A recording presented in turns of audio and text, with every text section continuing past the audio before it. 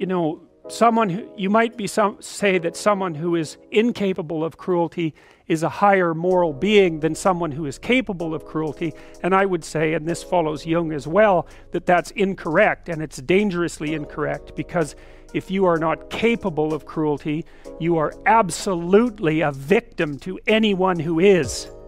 And so part of the reason that people go watch anti-heroes and villains is because there's a part of them crying out for the incorporation of the monster within them, which is what gives them strength of character and self-respect, because it's impossible to respect yourself until you grow teeth.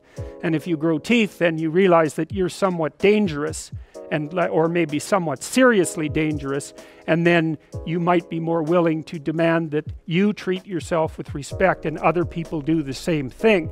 And so that doesn't mean that being cruel is better than not being cruel.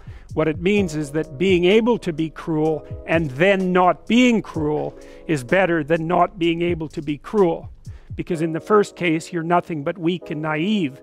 And in the second case, you're dangerous, but you have it under control.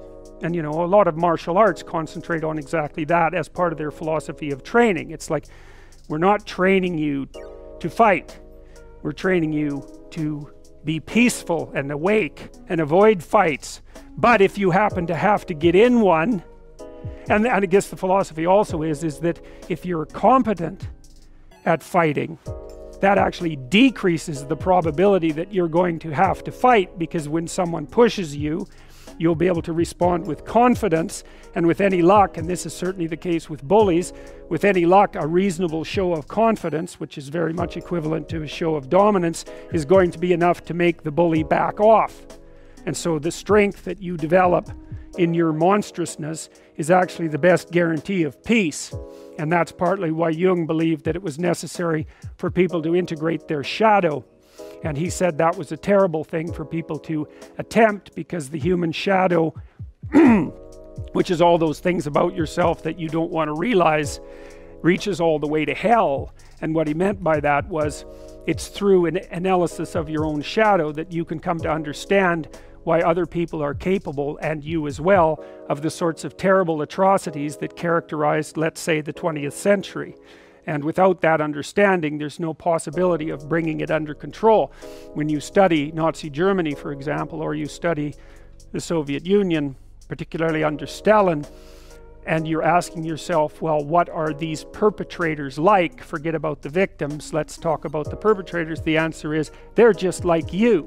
And if you don't know that, that just means that you don't know anything about people, including yourself. And then it also means that you have to discover why they're just like you. And believe me, that's no picnic.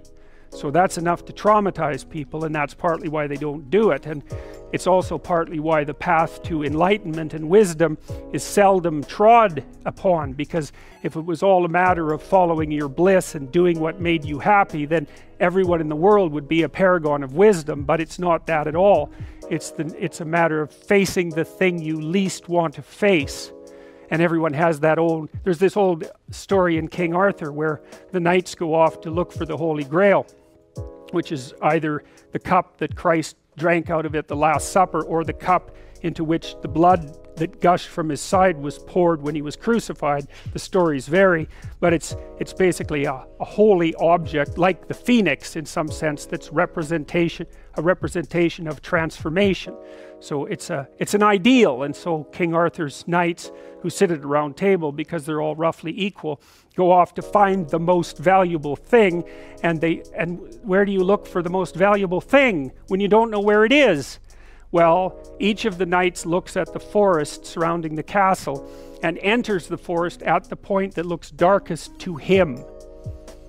And that's a good thing to understand, because the gateway to wisdom and the gateway to the development of personality, which is exactly the same thing, is precisely through the portal that you do not want to climb through.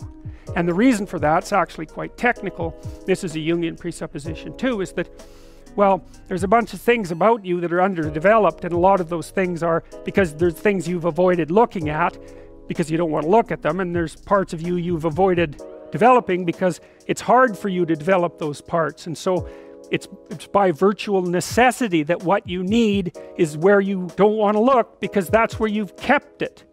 And that's why there's, you know, an idiosyncratic element of it for everyone. Your particular place of enlightenment and terror is not going to be the same as yours, except that they're both places of enlightenment and terror. So they're equivalent at one level of analysis and different at another.